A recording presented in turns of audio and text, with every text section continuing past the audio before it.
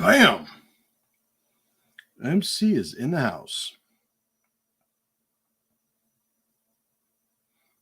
What is going on, folks? My name is Justin Garcia, also known as Master Chim, and welcome to the Warrior Stream, which is on and popping every Wednesday, noon Eastern Standard Time.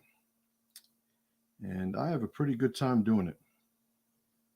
So a couple things that we want to go over in terms of housekeeping. MasterChim.com. You guys know that is where you can get on my email list. I send an email out, free every single day. MasterChim.com is where you will find it.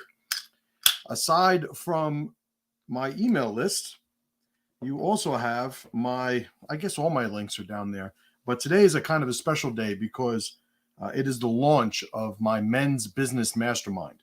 And you guys have been seeing my emails the last couple of days.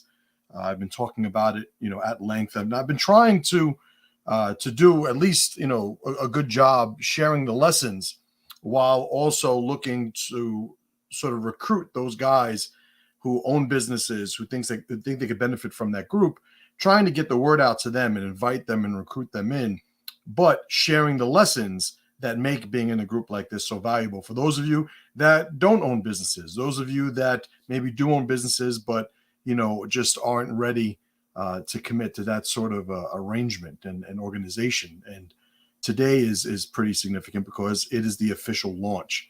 So today's been an interesting day for me, up, I guess, around, 6:30 this morning, moving, doing my regular movement rituals, coaching session, 2-hour mastermind call, had an hour break, got something to eat, walked the dog, had to send a couple of emails, back on here for this live show. After this, I'll be going to the gym to lift, a couple of sessions later on, and some more work to do, corresponding with the people who are trying to get into the mastermind. So if you are interested in the mastermind group, if you're an entrepreneurial man looking to join an organization that I head to help people in your situation, go to 3roadsgroup.com. The link is in the description, no matter where you're looking.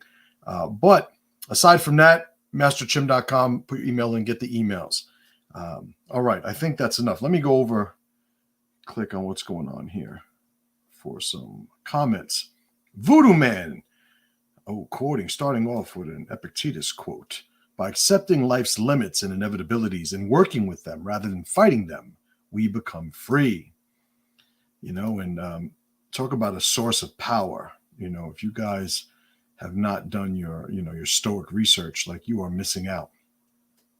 Jim Yankowski, hail, my friend. Good to see you. Corey, what's up, brother? Alan, how you doing? Big Joe Rotundo, what's going on? Paul, what's up? Yarn Saxa, good morning, or for us, good afternoon to you. Good to see you guys. All right, so what is popping today? So the topic, it's really the context. Two on Tom's in the house. What's up, brother man? Good to see you. As you could tell by my thumbnails for these videos, I am having a grand old time with AI. And the more that I do it, I become more addicted to it because I'm starting to get better at it, learning how to engage with different platforms, prompts, and whatnot. And I think that if you're somebody who is a, dare I say, creator, right? Am I a creator? Am I a creative? Does that make me sound more eccentric? But I put a lot of stuff out there, and having an outlet for, my very limited artistic skills to produce something that I could visualize in my head and make it a little bit more tangible, is certainly something that I'm leveraging. I've spoken about AI before, but I'm having a good time with it. So today we have the company you keep. And Big Jamie, Todd, what's going on? Good to see you.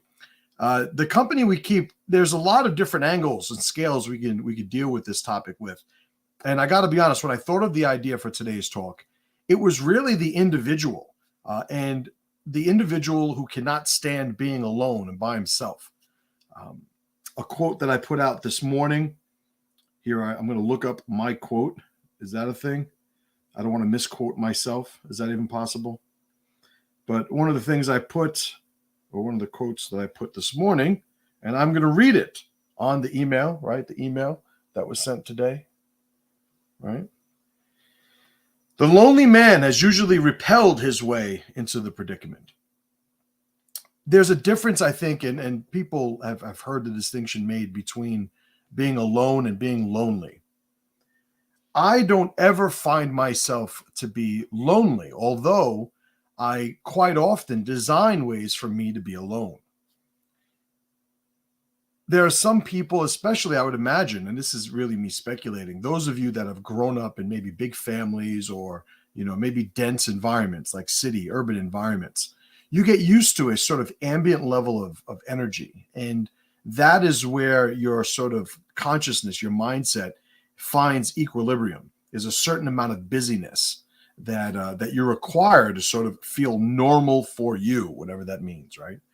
And I think when we are connected to a artificial level of ambient energy, we really rob ourselves of some of the tools that we have at our disposal should we choose and endeavor to develop them. We need to learn how to be alone. We need to learn how to spend some time without the energy and influence of other identities vying for some sort of interaction. I was talking this morning with the mastermind group, and during the call, we were solving all of humanity's problems.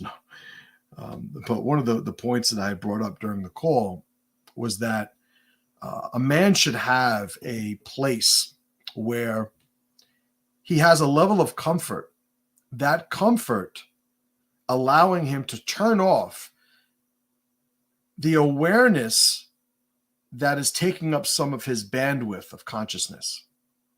If I'm walking down a hallway in a mall, let's say, I'm scanning, I'm tracking, I have a certain amount of vigilance and awareness that I'm maintaining because of the context of where I am and all the possibilities that I'm exposed to at the moment. That takes up some of my bandwidth, right? Slows the computer down, right? When we find places, and I mean physical places, where we could build such a degree of familiarity that we could not have to invest so much, and we can expose ourselves to a little bit more of our consciousness because of the added bandwidth that we have access to, we will start to have conversations with ourselves that continue to add depth. The phrase that I brought up this morning when illustrating that point I was sharing is, people go to church to pray. And those of you that have had any religious aspect of your life where there was a church that you could attend, it wasn't just the community, it wasn't just the ceremonies. There was also something about the association with the space itself. The space itself brought out an aspect of your identity that you valued, which is why you went there. And there are some places for me, when I step inside the jungle gym, my martial arts school, that aspect of who I am is sort of emboldened. It's given more power. And I don't have to process that consciously. So the point being, you're going to benefit from dedicating the design of your days, right? The 24-hour cycle I'm always referring to. You're going to benefit from dedicating yourself a space that could take up some of that awareness responsibility. So you could sit there and meditate on whatever it is that you find your consciousness wanting to meditate on or through, I think in my experience, I was least comfortable alone when I wasn't on mission, when I had a dysfunctional relationship with stress and anxiety. Those are the times where I needed to keep the bandwidth full. So those narratives and abstracts that were stories in my head could be kept at bay to a certain extent. But an individual who cannot be by himself and see that as an asset, I would say that you are deficient in the utilization of the tools you're equipped with. It doesn't mean that, you should always be alone. I'm also the guy that said loners are losers. So understand there's some context here, the big picture. The context is there's always going to be the movement between one to the other. This introspective ritual of having a conversation with oneself, working things out as we go in turn and engage with the outside world and allow that interaction to feed one feed the other, and there the cycle goes. I think, looking out of the scale of self, you have a relationship that individuals have with the inputs of their life. What are the things that you are allowing to influence you? We have senses. These senses interact with our consciousness, and we categorize this information in different ways. Well, what is it that we're exposing ourselves to? There's some things that, like it's inevitable. It's you have a car crash in front of you, and it's heinous, and it's morbid, and it's catastrophic and tragic, and all these different things. Well, if it's something that you just happen to, to be in front of, that's information that you're going to have to find a way to process. And, and I've spoken about ways to do that most effectively. But what about the things we can design? What about the things not only we can design, but that we've habitually designed? What about those sources of inputs that we have either recruited or established and have anchored ourselves ritualistically to receiving input from? What are those things? That would be the next scale of the company you keep, right? Everybody wants to talk about, well, who are your friends? And that's a certain scale too. That's a rung on the ladder of scale in this piece that I'm discussing, but it goes beyond, or it goes more deeply than just who you're hanging around with. When you're an individual who cannot help but to cling to trivialities like gossip or sports, or, all the things that, if you think about it in the context of what I'm even describing today, what I've described thus far, like these are things that people have installed because those are the things that maybe take up so much of their bandwidth that they keep those stories away, those narratives of anxiety and stress and negativity. Maybe they need to preoccupy their minds in order to keep that at bay. But what I'm asking is the juice worth the squeeze?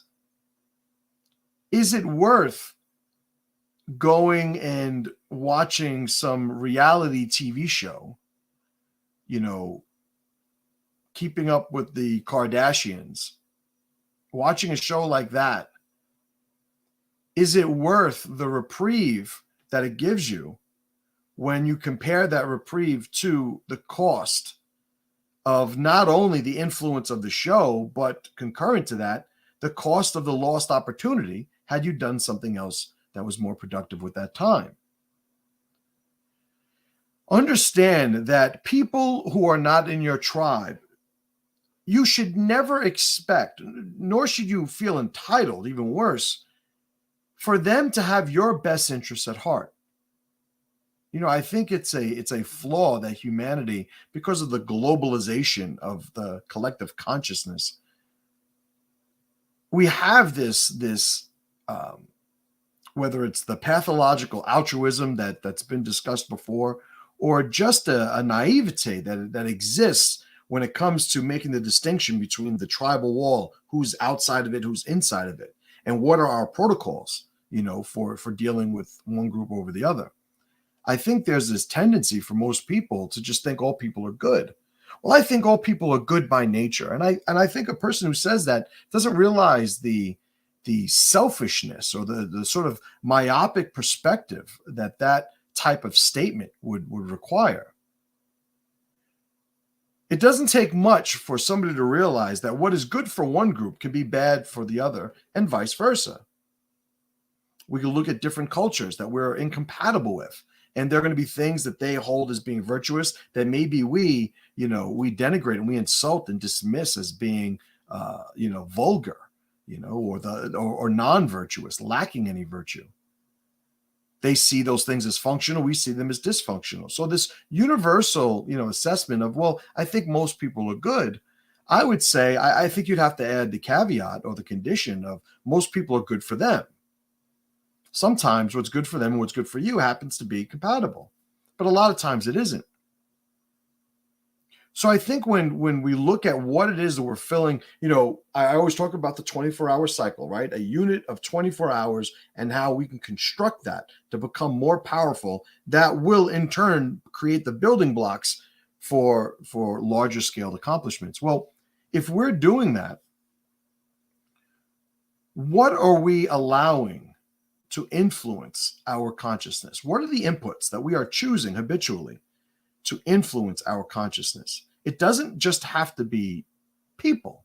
It doesn't have to be alliances. It could be everything from going outside and breathing the air, to letting the sun hit your face, to going for walks, allowing your body to engage with your ecosystem.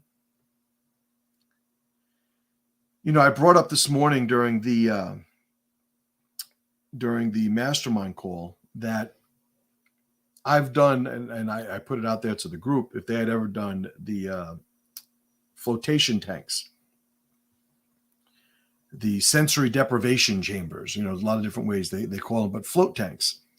And the thing about these float tanks is it allows you to not receive any stimulation through your body that would take up bandwidth, allowing a greater level of your total consciousness to be at your disposal. Well, if we could sort of quell the stimulation of the body so that we're in our head more effectively, would it not make sense then when we are stressed, that we should engage the body so that it takes up more of that bandwidth, disconnecting us from the narrative that's stressing us out to begin with? To rely on people to determine your state is flawed for a few reasons. I would say chief among them, we make the presumption that we could trust somebody to always have their shit together when they're engaging with us. How selfish would it be if we want somebody to placate us with a level of consistency that we ourselves cannot reciprocate to them, which is the need for them to help us in the first place? We have good times, we have bad times. Well, they have good times and bad times too, as they should be permitted to have. So why would we ever bank on the interaction, the engagement, the input from some other person to make us functional by ourselves, or make us functional as an individual? I'm always going to advocate for a man developing a relationship with rituals that allow him to be independent where that process is concerned. You should be your own best friend. A couple of points that I brought up in the email.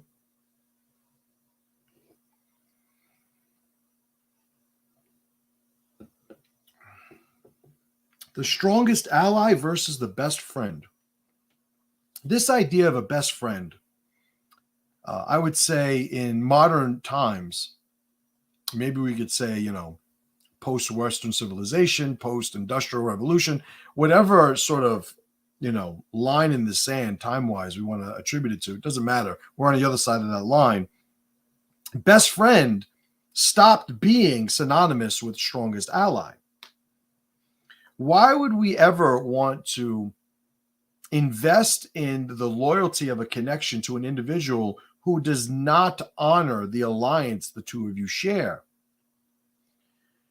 How powerful of a friend do you have if that friend does nothing but participate in rituals that are destructive to not only himself, but the alliance that you share with him, and potentially even you as an individual beyond that. We used to have standards, because without those standards, it was dysfunctional, the notion of an alliance and what it could provide. Now we have a society that is, and I've railed on about this for some time, in the aquarium, the surplus of resources is so plentiful that we have just thrown away all of those functional formulas that we have always had out of necessity in the past. We can afford now to have best friends who are terrible. Best friends who never better themselves, who take advantage of you. They waste your time. They're a liability in certain scenarios. We could still, maintain these friendships because we don't have enough banking on the quality of our connections in terms of our survival. We're going to be fine, even if all of our friends are losers. That's another side effect of the aquarium. So again, as an individual wanting to transcend the comfort that the aquarium offers us all, we should work consistently to develop the relationship with who we are with ourselves, first and foremost. That's the priority. If you cannot be by yourself because of just your brain going every which way, you got to understand whatever you do to satisfy, to deal with that thing in the moment, by all means, do what you have to do. It might be the reachable rung, but beyond that, that is not sustainable. Or I should say, let me be more clear. That is not sustainable in somebody who claims or endeavors to improve their life.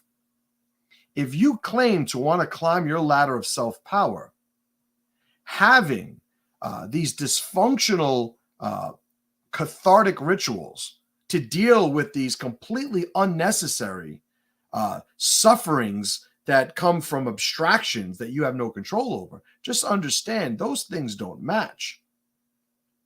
You cannot be somebody who's looking to fulfill their potential, whatever that abstraction means, while simultaneously refusing to tighten up the continuity, the congruence, and the power of the foundation of one's identity. I've been really stressed out lately. Have you been sleeping? Well, no, but that has nothing to do with what's stressing me out. Well, don't you know so much? Alan Watts loved Chinese water paintings. One of the things he expressed, and I share this this affinity for this type of painting. They were known in that niche of art to create these huge landscapes, these monumentous just waterfalls, mountains, these grand settings, and they would have an individual somewhere embedded in that entire picture, and the scale would almost accurate. This person was just so small compared to all of this, but the person was still there, which is worth noting. I advocate for somebody being able to transfer between who is the individual in their entirety in terms of their point of view perspective, but then let's back up, and what is the landscape? What is the entirety of that individual's existence? And being able to go back and forth, it allows us to not get bogged down at one level of scale or another, because we need to build a functional relationship with it all. If you're somebody who is stressed out, chances are, you have a narrative that is false, and you don't have the means by which to eliminate that narrative, to rewrite or discard the narrative. It's like you're telling yourself a story that you're a victim because there is this antagonist that's out to get you. But the only means of navigating through this is continuing the story and looking for a hero. So if I'm the victim and that's the bad guy, I need a hero to come and save me, or I need to become the hero to battle that, when meanwhile, I'm just telling you to remind yourself, hey, that's nothing but a story. Get some sleep. You'll feel better in the morning. That's the relationship that somebody who has a functional connection to their body, as an example, the relationship they have with these abstractions. They understand the context of them. They are never trapped in the dream of one of these stories, right? Let's go over some comments here. What's up, Felix? Big Ryan up in Canada. What's up, brother man? What's up, Willie? Jamie shares, friendless, a miserable man will take a wolf for his companion. I could spend probably an hour discussing that. Looking powerful saying, powerful maxim. Centuries later, from a typical copy lesson in early Ontario, Canada, avoid bad company or you will learn their ways. You did some of the work for me there, Jamie. James Kidder says, I've been alone for going on 5 years. I don't care about being alone anymore. The loneliness is a whole other story, but I get over it. LOL. And I think, the fact that you understand that there are stages to this is important. No matter where you are, it's going to pass. It's going to pass because everything's going to move. At some point, the story you tell yourself has to continuously be supported. And if you just stop supporting it, that story will fall by the wayside. And you're going to be left with whatever the in the moment, whatever the now is in terms of your landscape, your ecosystem, your opportunities. Obviously, you guys have heard me say before, there's never a reason to not be in a good mood. And I've had a lot of people who push back against that. And, a lot of the common, the guys who think they're clever, trying to undermine that sentiment. It's, well, what happens if your child dies? Are you going to be, you're going to be in a good mood if that happens? And I say, yeah, but whoever told you that being in a good mood means happy? Being in a good mood, the words mean things. Good means something. Good means productive. It means congruent and in line with mission. If I'm in a good mood, I am saying that I am in a mood that is constructive to my mission. If one of my children were to die, I'm going to be at a loss. That is a huge component of my identity that's ripped from me. And there's going to be a process that I would have to engage in order to get through that. And I'm going to assume the mood that's going to allow me to do that to the best of my ability. I might be sad, cathartic, and I would certainly, have some shit to work out should something that tragic occur. But it's going to be a good mood the entire time because I'm never going to add suffering to circumstance unnecessarily. And that's the discipline of following that good mood, good state philosophy. FL Treasure, what's going on? Good to see you. Time management and time discipline is key. If you guys have not watched Master the 24-Hour Cycle, which is available, it's a power program. The link should be down in the description.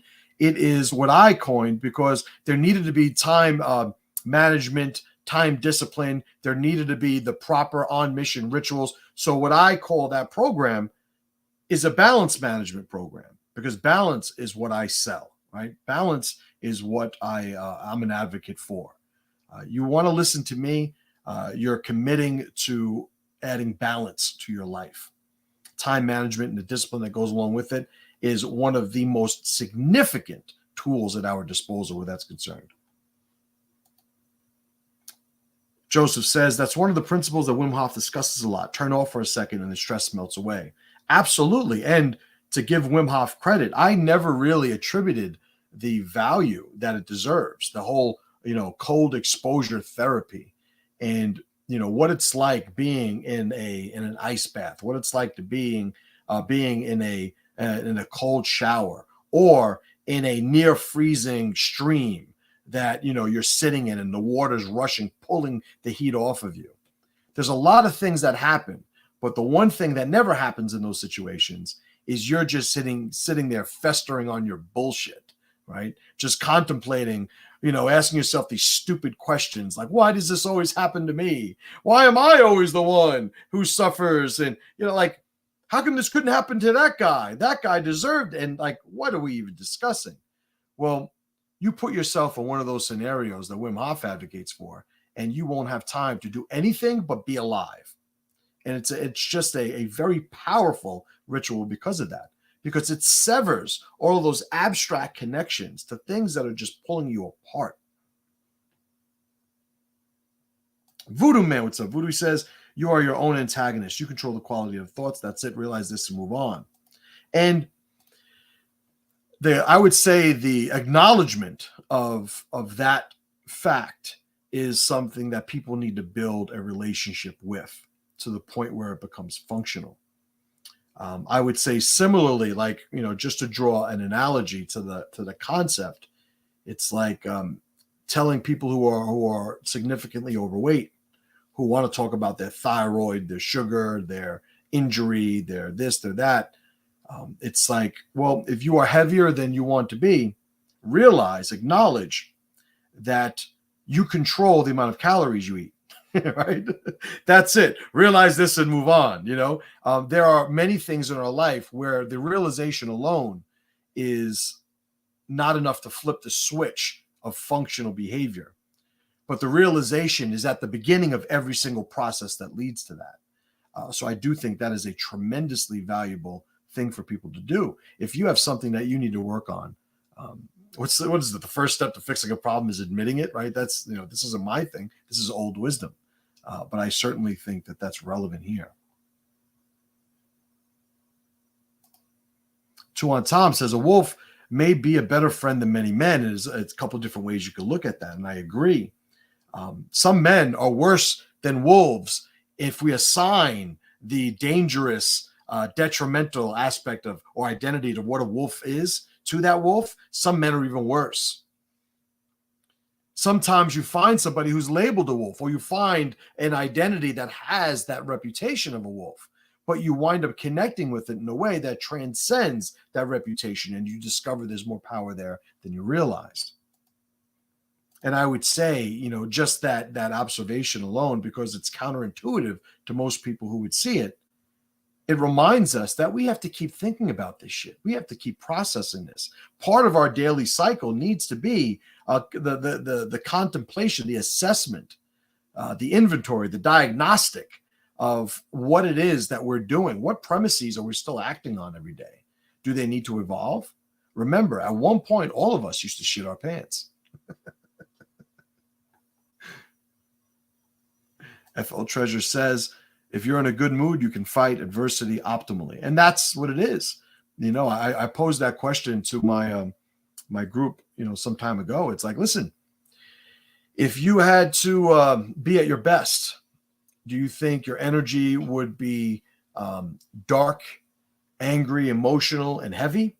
Or would it be light, more apathetic or neutral, and maybe even happy?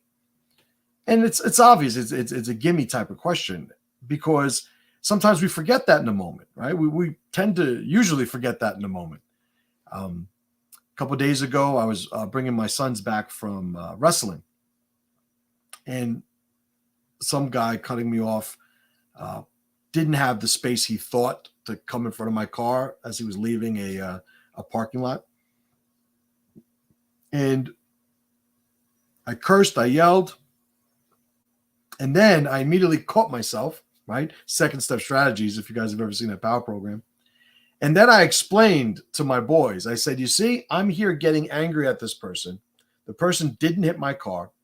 The person has no idea who we are. The person, I'm sure, doesn't want to get into an accident, because if they wanted to get into an accident, it would have been a little bit more deliberate.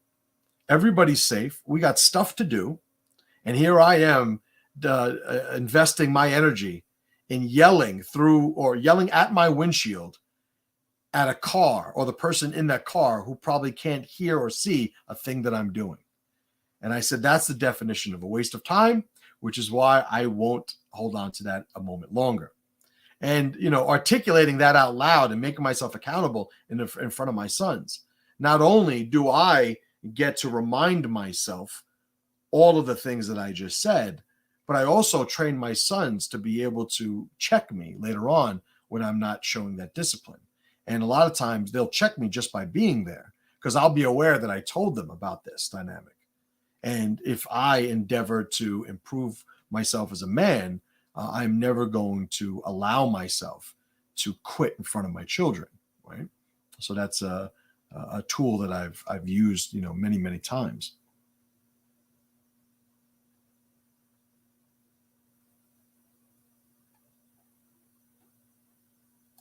I felt Treasure says, what your words reinforced in me, overcoming adversity is a main part of our reason for being here. And that ties into accepting and dealing with pressure as a part of growth. Yeah. And, I've said there's nothing that we hold valuable, that we've attained as individuals that didn't come by way of a process of pressure.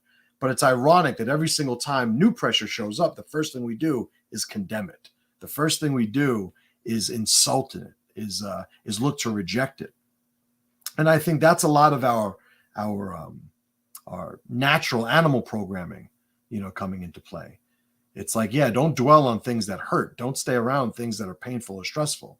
But we have to always build that, sort of functional relationship with that aspect of who we are, with, the mediocrity of a person in this day and age, if they're not pursuing to better themselves. It's like we go to the weight room, right? We go to the gym, and we don't say, hey, this gym is amazing. And somebody asks you why, and you say, because the weights, they're so light. These weights are so light. This gym is great. We would say that that's not a good gym. We would say, like, especially those of you that started, like I did, building out our home gyms during COVID and everything. Remember, there was a shortage of plates, right? And the ones that you could get were, like it was borderline price gouging what they were doing with buying plates, because everybody wanted to work out at home.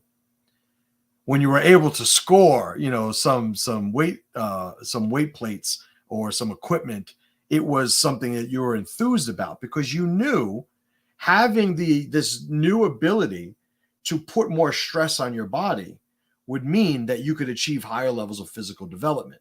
It's like, in that application, it doesn't take much for somebody to wrap their head around it.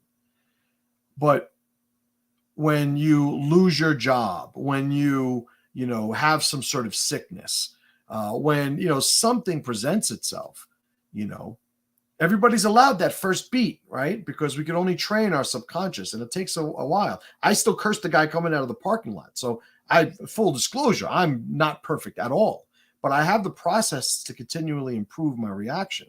So when one of these seemingly catastrophic things happen to you, you have that first beat. I'll give you that first beat.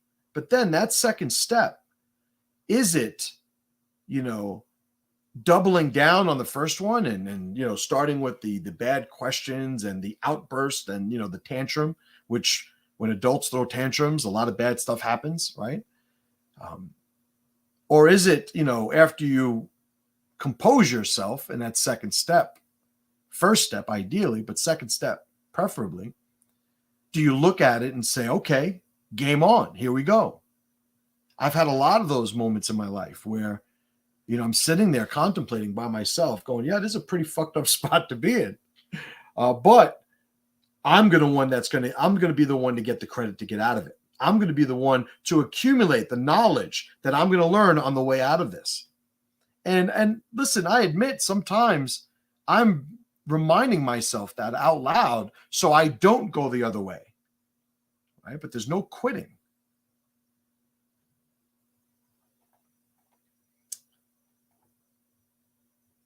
All right.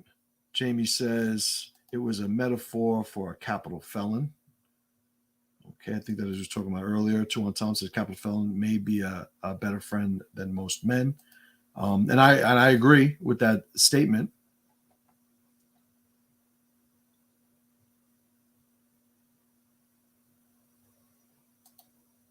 Okay, here we go. Here we go on a tangent. Well, they are the moral compass when it comes to child molesters. So you have a point there. And 2 on Tom says capital felon is a felon in regards to a state criminal code. Are you implying that it's the same as a moral code within your tribe? And I think there's a distinction to be made there, right? So I've said before, you cannot legislate morality. You can incentivize morality, right? You could punish immorality, but you can't legislate somebody into being moral. It's only going to be their compliance with a given set of rewards or punishments, right? Consequences. So, the formation of America, Cairo Man, what's up? The formation of America, the old story goes, I think it was Thomas Jefferson leaving the Constitutional Convention and somebody asking him what we have, and he says a republic if we can keep it. That condition is we need to have a functionally overlapped morality as a people in order for this system to work, because there's a certain amount of offset that there is no system that's going to work. Certainly not a system that's going to go from 1776 to the modern time in terms of the escalation of power and the accumulation of influence around the world, right? Or the success of a nation. That's not going to happen if you don't have a people that have a functional level of overlap. A lot of my criticisms for what happens on an international level, it really stems from just my understanding of tribal, dynamics, or more, niched down, more generalized overlap, offset, compatibility, alliance, these things. It's like when a group of people, I'm here in America, when a group of people come over from another part of the world and they don't want to speak the language, they don't want to abide by the laws, they don't even, in abstraction,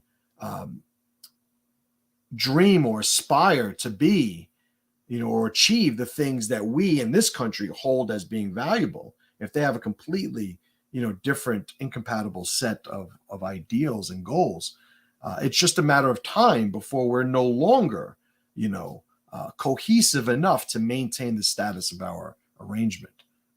So it has nothing. I don't care where they're from. I don't even care what it is that they do. I'm just comparing it to what we do already, and then just saying, okay, this is what's going to happen. I think there's a certain point where we need to accept the inevitability. I do accept it. I struggle with it, admittedly, from time to time. But like, I'm somebody, I'll give you an example. I've owned a school for over 20 years. Jiu-jitsu, training martial arts, physical training has changed my life. There are people in my life in the past who, like, I've pretty much told them, listen, just show up, man. Don't worry about paying. Don't worry. I'll pick you up these days of the week. And they just didn't take me up on it. And we fast forward. They never took anybody up on anything. They didn't invest in themselves. And they have this relationship with their life that's just, it's borderline tragic. And the thing is, my point is, I've gone through that enough times to know that it's his life to live. Well, there are people who make bad decisions every day that a lot of us almost become tyrannical in our endeavor to help them, right? I talk about, when I first started my school, I was a tyrant. I'm going to help you whether you like it or not. And it's just not sustainable. And when we look at a larger scale of society, we got to understand we're not helping everybody. And I would say for the moment, that's a good thing. Why? Because it should remind you to work on you and then to work yourself out from there. So the company you keep should be strong at every scale, at an individual scale. When you are alone, are you at the same time lonely? If that's the case, you got work to do. When you are alone, do you assist the productivity of that self-alliance by maybe having rituals or even physical locations where you could be by yourself? Remember the example I used, people sometimes they go to church to pray because church allows them to touch into an aspect of who they are that they can't muster as easily in other locations. Help yourself, assist yourself in the growth of your power. It's not an insult or a weakness to leverage tools like that, no more than it's a weakness to use a car instead of walking somewhere. It's a matter of, well, when you're getting this, are you using this to become more, or are you using it to become less and maintain your same level of function by using the tool at your disposal? All right, guys, good talk. I'm going to stop it there. Holy man, I have a busy day ahead of me. I wanted to share this. I wanted to get the sentiment out. And as usual, here you guys are showing up to hang out with me, and I really appreciate that. You guys know masterchim.com is the email. I'm pretty sure everybody who's watching this regularly is already on it. Those of you, like I said, men's entrepreneurs, threeroadsgroup.com. If you're interested, go and do that. There's still spots open in the beta group. At some point, that'll be closed. But to the rest of you, I appreciate you spending the time. I will see you next week. And as always, brothers and a couple of sisters, pressure to power.